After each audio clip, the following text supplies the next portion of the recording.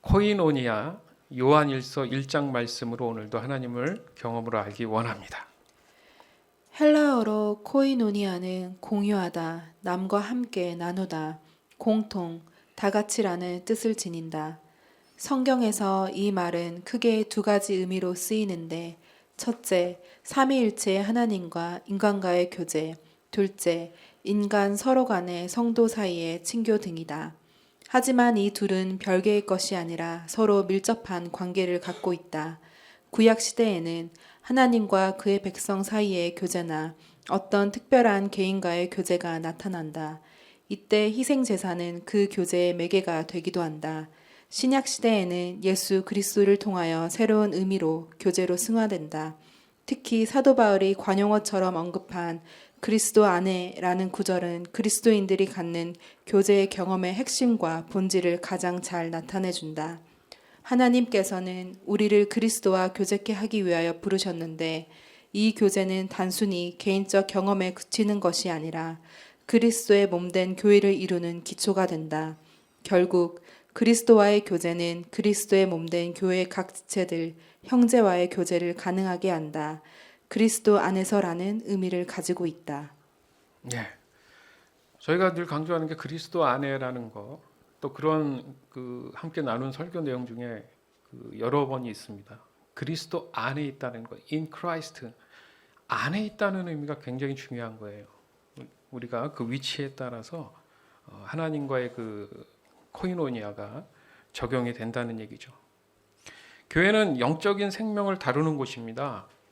이 영적인 생명은 바로 구원받은 사람들이 하나님이 약속하신 영원한 생명을 예수 그리스도의 그 재림 오시는 그날까지 그 믿음을 잃지 않도록 유지해주는 정말 놀라운 장치입니다. 이 진리를 교회의 머리신 예수 그리스도께서 지속적으로 강조하고 계세요. 그리고 더 나아가서는 사도 바울이라든지 제자들 또한 이 내용을 반복해서 강조하는 것을 알 수 있습니다. 그만큼 강조한다는 게 무슨 뜻입니까? 하나님의 뜻의 근본이 된다는 거예요. 따라서 내가 지금 하나님과의 코이노니아 안에 있다면 교회의 지체들이나 믿는 사람들과 동일하게 하나님과의 코이노니아 안에 속해 있어야지만이 건강한 교회다라고 말할 수 있는 겁니다. 즉 교회가 무엇이냐라고 했을 때 그 정의를 단 한마디로 한다면 코이노니아가 되는 거예요. 사실 이 코이노니아의 우선적인 게 있는데 바로 나와 하나님과의 관계에 대한 시작이 중요하다는 겁니다. 무슨 말이냐면 하나님으로부터 모든 게 왔다라는 것을 우리는 믿어 의심치 않잖아요. 그렇게 고백하지 않습니까? 즉 그 관계의 시작점이 영생의 주체신 하나님이시기 때문에 하나님과의 관계 회복으로부터 영생한 삶이 주어진다는 거예요.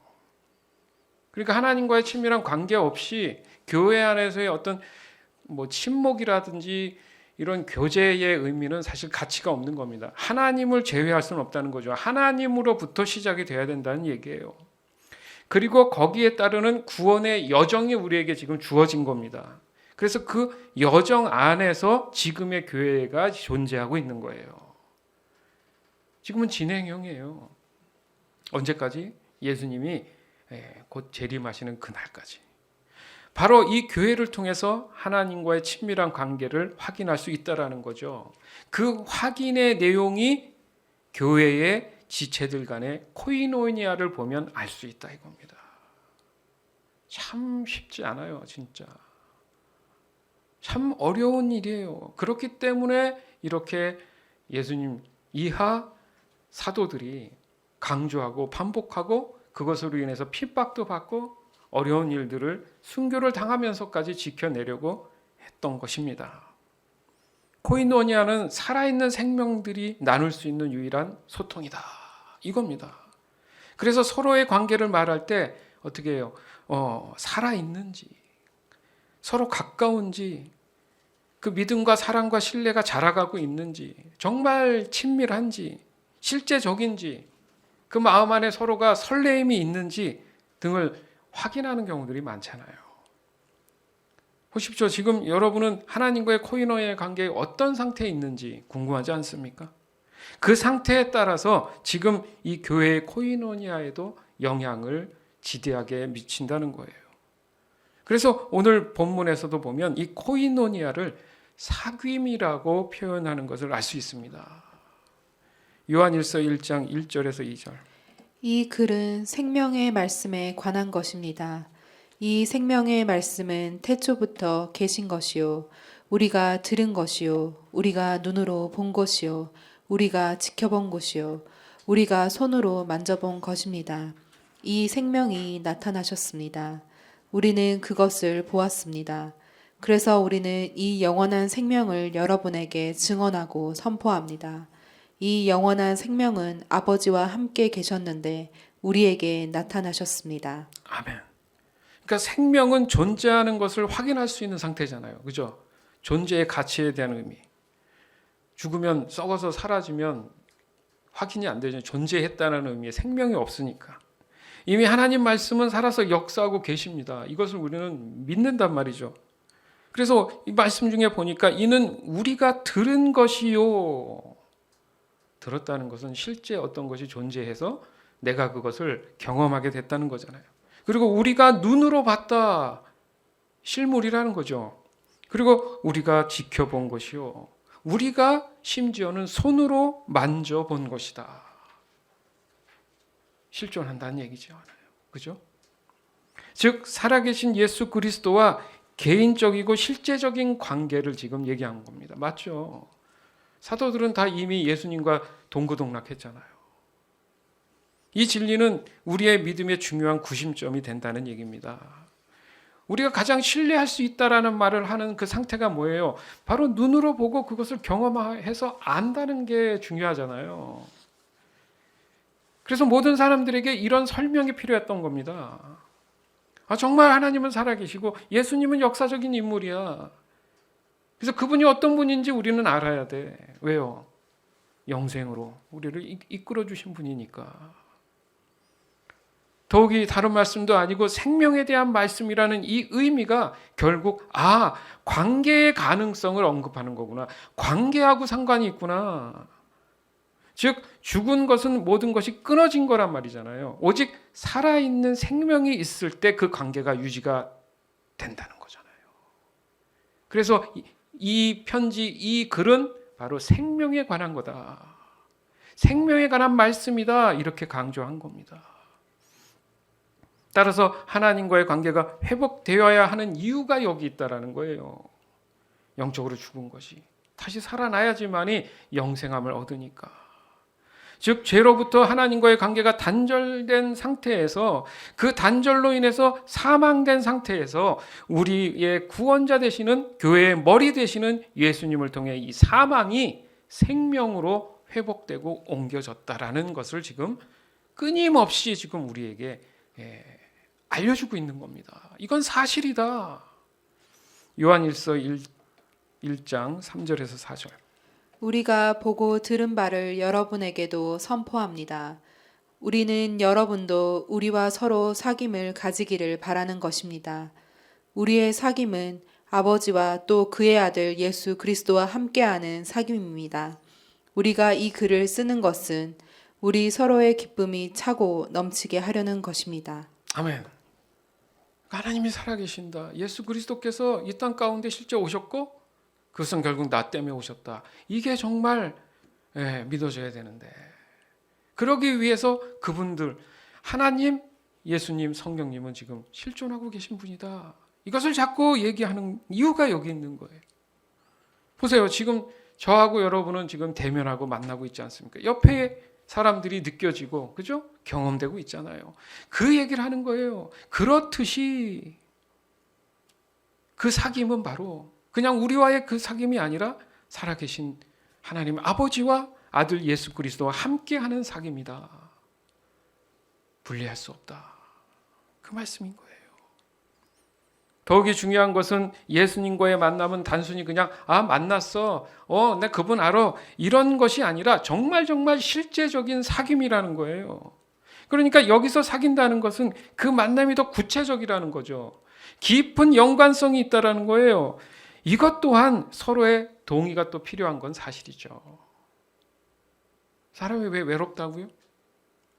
하나님의 살아계심을 내가 동의하지 않을 수도 있다는 겁니다. 왜요? 하나님은 내가 너와 영원히 함께한다 그랬으니까. 예수님 또한 그렇게 말씀하시고 승천하셨으니까. 근데 그것을 내가 얼마나 신뢰하고 있느냐, 내가 그것을 믿음으로 어떻게 받아들이고 있느냐에 따라서 우리의 삶 안에 실제적으로 예수 그리스도의 살아계심이 내 안에 있음으로 인해서 나는 외롭지 않을 수 있다라는 거죠. 또한 이 사귐은 언약의 관계에 있어서의 온 사귐이에요. 그죠? 하나님이 이 언약을 따라서 우리를 지금 이끌고 계시잖아요. 그죠? 새 언약. 바로 예수 그리스도를 통한 구원에 대한 새 언약을 따라서 이끌고 계신다는 그 사귐이란 말이에요. 그러니까 우리가 일반적으로 아는 그 사귐과는 많이 다를 수 있다는 얘기입니다. 중요한 얘기였어요, 여러분. 여러분 신앙생활 잘하고 싶잖아요. 잘 믿고 싶잖아요. 잘 기도하고 싶잖아요. 잘 예배하고 싶잖아요. 이 오늘 하는 내용을 정확하게 깨닫고 내가 인식해야지만이 그 다음 단계로 갈 수 있다는 얘기예요. 얼마나 중요한지 몰라요. 먼저 예수님과의 사귐, 즉 코이노니아에서 자신들이 체험으로 알게 된 그 사실들이 있었다라는 얘기를 지금 계속 강조하고 있지 않습니까? 그리고 그 코이노니아가 주는 기쁨은 자신들만의 것이 아니라는 거예요. 깨달아 봤더니 누구든지 믿으려는 그 마음가짐을 가지고 하나님께 나아가는 자들에게 나눠주고 싶은 설레임이 있다라는 거예요. 설레임. 우리의 사귐은 아버지와 또 그의 아들 예수 그리스도와 함께하는 사귐이다. 그러니까 본인만 혼자 하는 사귐이 아니라는 거죠. 자꾸 그 마음 안에 끌어오는 그 설레임이 있어서 말을 안 할 수가 없다라는 거예요. 이 코이노니아는 서로의 기쁨이 차고 넘치는 힘이 있다 이 얘기입니다. 우리가 가장 소망하는 게 그거잖아요. 외롭지 않으려면 이거 있어야 되잖아요. 늘 마음에 기쁨이 솟아 넘쳐야 되잖아요. 그렇죠? 힘이 나야 되잖아요. 에너지가 있으면 이겨내죠. 따라서 교회에서의 이 코이노니아는 결국 삼위일체 하나님과 함께 누리는 사귐이구나. 아멘. 분명히 이것은 이 코이노니아의 주체가 분명히 하나님이란 뜻입니다. 그리고 이 코이노니아를 가능케 하신 분이 바로 예수 그리스도라는 거예요. 따라서 복음의 시작이 여기 있습니다. 이 복되고 기쁜 소식이라는 것이 여기 있다라는 거예요. 그러면 뭐라고 얘기할 수 있을까? 와, 살만 난다. 이제는 사는 것의 가치를 느낀다. 나의 정체성을 이제 알겠어. 기쁨으로 웃을 수 있고 하나님께 감사할 수 있고 찬양할 수 있지 않겠습니까? 복음 안에는 바로 이 코이노니아로 이루어졌구나. 바로 이 코이노니아를 내가 깨닫고 알아야겠구나. 요한일서 1장 5절에서 7절. 우리가 그리스도에게서 들어서 여러분에게 전하는 소식은 이것이니 곧 하나님은 빛이시요 하나님 안에는 어둠이 전혀 없다는 것입니다. 우리가 하나님과 사귀고 있다고 말하면서 그대로 어둠 속에서 살아가면 우리는 거짓말을 하는 것이요 진리를 행하지 않는 것입니다.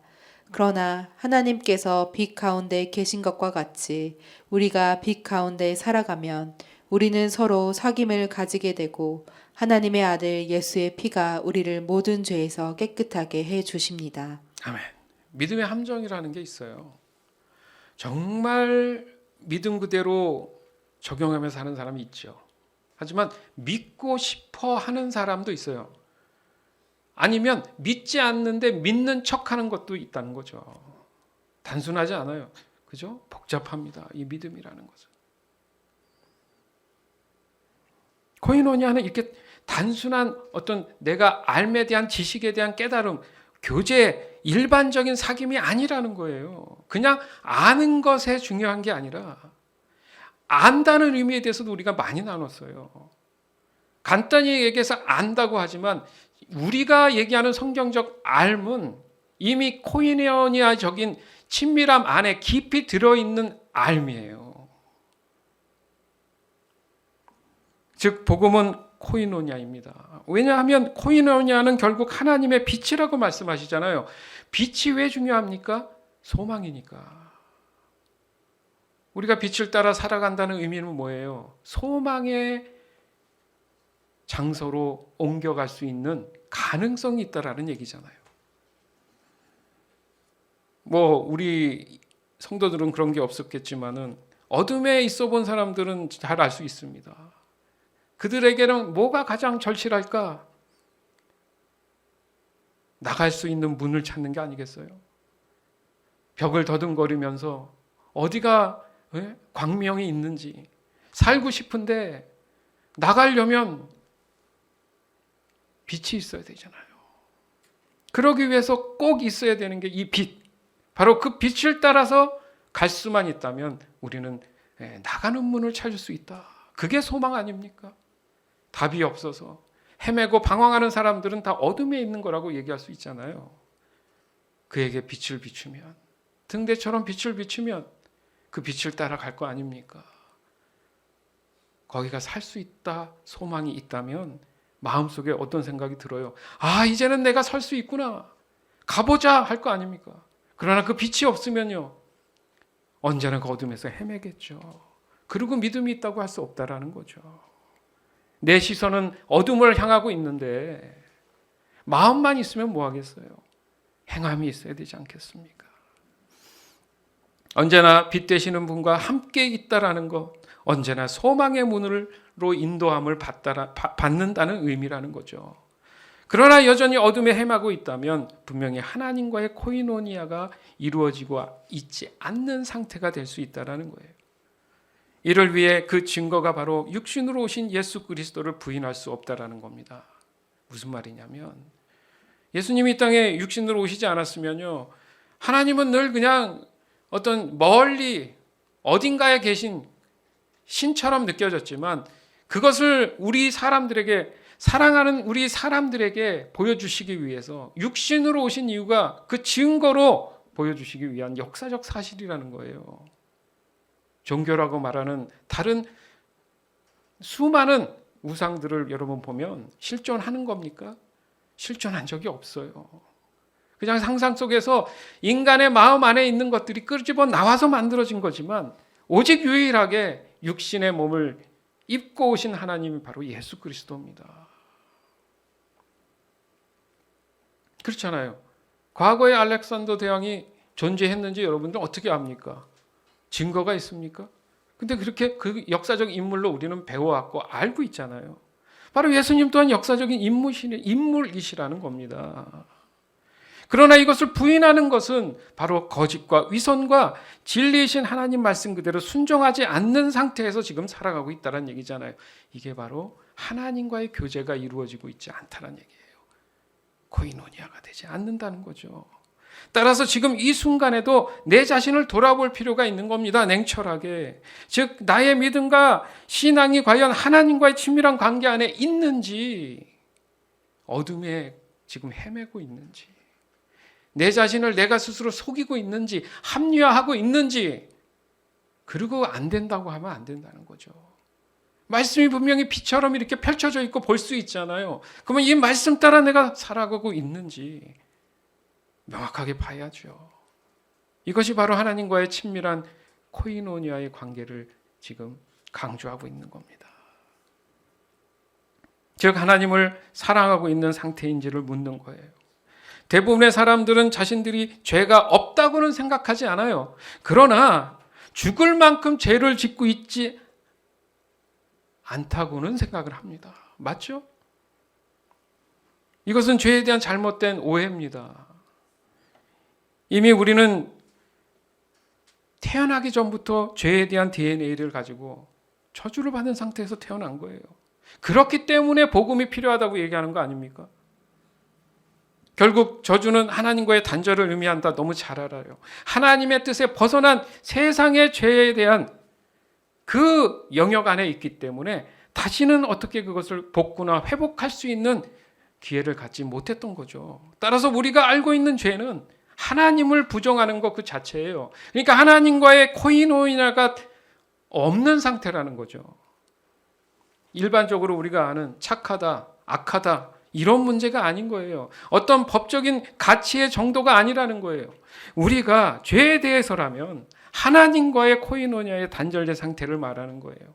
그리고 이 단절된 죄된 사람 쪽에서 볼 때는 이것을 어떠한 노력, 어떠한 회복을 위한 최선 그 모든 것들은 불가능하다는 말씀입니다. 그래서 사람들은 자신들 스스로를 합리화하기 위해서 죄의 그 기준들을 교묘하게 지금 바꿔놓은 겁니다. 요한일서 1장 8절에서 10절. 우리가 죄가 없다고 말하면 우리는 자기를 속이는 것이요 진리가 우리 속에 없는 것입니다. 우리가 우리 죄를 자백하면 하나님은 신실하시고 의로우신 분이셔서 우리 죄를 용서하시고 모든 불의에서 우리를 깨끗하게 해주실 것입니다. 우리가 죄를 지은 일이 없다고 말하면 우리는 하나님을 거짓말쟁이로 만드는 것이며 하나님의 말씀이 우리 속에 있지 아니합니다. 아멘. 미루지 마세요. 담대하고 용기를 내세요. 여러분 하나님의 자녀들입니다. 그리스도인들이에요. 그래서 이런 특혜가 있는 거예요. 우리의 죄를 용서해 주시는 특혜. 어떻게 했을 때? 죄에 대해서 자백했을 때. 하나님의 말씀이 내 안에 없다는 것은 바로 하나님과의 코이노니아가 없다는 얘기잖아요. 좀 전에도 말씀드렸던 하나님 앞에 회개하고 자복하는 자들에게 죄를 용서하신다는 이 말씀이 내 안에 없다면 나는 그것을 실행하지 않는다는 거죠. 그러나 하나님과의 코이노니아가 된 사람들은 그 말씀에 내 거룩한 찔림 때문에 반드시 하나님 앞에 무릎 꿇는다는 거죠. 그건 관계성이라는 거예요. 맞죠? 바로 그 안에 없기 때문에 순종할 수 없다라는 거예요. 따라서 코이노니아는 하나님의 말씀이 언제나 나와의 관계를 말하는 증거가 되는구나. 거기에 교회 안에서와 또 믿는 모든 사람들과의 관계에서도 이 코이노니아에 대한 동일한 영향을 미치게 되는 겁니다. 요한일서 3장 10절에서 16절. 하나님의 자녀와 악마의 자녀가 여기에서 환히 드러납니다. 곧 의를 행하지 않는 사람과 자기 형제 자매를 사랑하지 않는 사람은 누구나 하나님에게서 난 사람이 아닙니다. 여러분이 처음부터 들은 소식은 이것이니 곧 우리가 서로 사랑해야 한다는 것입니다. 우리는 가인과 같은 사람이 되지 말아야 합니다. 그는 악한 자에게 속한 사람이어서 자기 동생을 쳐 죽였습니다. 무엇 때문에 그는 동생을 쳐 죽였습니까? 그가 한 일은 악했는데 동생이 한 일은 의로웠기 때문입니다. 형제자매 여러분, 세상이 여러분을 미워해도 이상히 여기지 마십시오. 우리가 이미 죽음에서 생명으로 옮겨갔다는 것을 우리는 압니다. 이것을 아는 것은 우리가 형제자매를 사랑하기 때문입니다. 사랑하지 않는 사람은 죽음에 머물러 있습니다. 자기 형제자매를 미워하는 사람은 누구나 살인하는 사람입니다. 살인하는 사람은 누구나 그 속에 영원한 생명이 머물러 있지 않다는 것을 여러분은 압니다. 그리스도께서 우리를 위하여 자기 목숨을 버리셨습니다. 이것으로 우리가 사랑을 알게 되었습니다. 그러므로 우리도 형제 자매를 위하여 목숨을 버리는 것이 마땅합니다. 아멘. 중요한 포인트가 이거예요. 사람은 누구나 하나님에게서 난 사람, 하나님에게서 난 사람, 이게 거듭난 사람을 얘기하는 거예요. 예수 믿고 구원받고 거듭난 사람, 그런 사람들은 이런 사랑을 합니다. 이게 뭐냐 하면 내 노력이 아니라 하나님 말씀에 근거한 사랑, 하나님으로 난 사람들, 하나님과의 코이노니아가 있는 사람들을 얘기하는 거죠. 사랑하는 여러분, 예수님이 말씀하셨어요. 너희가 서로 사랑하면 이로써 모든 사람이 너희가 내 제자인 줄을 알리라. 모든 사람이. 우리가 가지는 주 안에서의 코이노니아는 다른 사람이 볼 때도 저 사람은 그리스도인이구나 이렇게 인정하게 된다는 거죠. 그것은 더 높은 의미에서 보면 하나님을 인정하게 된다는 겁니다. 코이노니아의 기본 정신이 바로 이 사랑이라는 거예요. 사랑하기 때문에 가능한 사귐이라는 뜻입니다. 업무적인 관계가 아니에요. 서로의 유익을 위한 이해관계가 아니라는 거예요. 오로지 코이노니아는 사랑 때문에 가능한 사귐입니다. 믿으시기 바라요. 그래서 그 열매에 대해서 고린도전서 13장을 통해 우리가 확인한 바 있잖아요. 사랑은 오래 참고 온유하며 진리와 함께 기뻐합니다. 온전한 믿음이 있고 바라고 늘 견디며 늘 함께합니다. 그러나 하나님과의 코이노니아가 없는 상태인 경우는 사랑하지 않는 거잖아요. 그건 시기와 질투가 늘 따라옵니다. 자신의 유익이 우선이에요. 늘 자기 자랑에 바빠요. 또 악한 생각만 합니다. 교만하죠. 불의하죠. 무례합니다. 이것은 우리가 늘 돌아봐야 하는 나의 코이노니아에 대한 상태들이에요.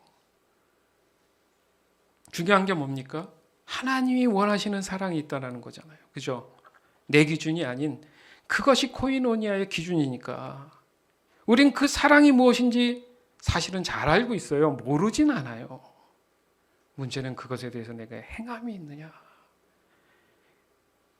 교회는 영적인 생명을 다루는 곳이에요. 이 영적인 생명은 바로 구원받은 사람들이 하나님이 약속하신 영원한 생명을 예수님이 오시는 그날까지 그 믿음을 잃지 않도록 해주는 유일한 장치입니다. 이 진리를 교회의 머리 되시는 예수님이 지속적으로 강조하고 있어요. 그리고 사도들 또한 이 모든 것들을 지속적으로 강조했습니다. 그리고 믿는 모든 사람들이 강조하고 있습니다. 그만큼 강조한다는 것은 하나님의 뜻의 근본이기 때문에 그렇습니다.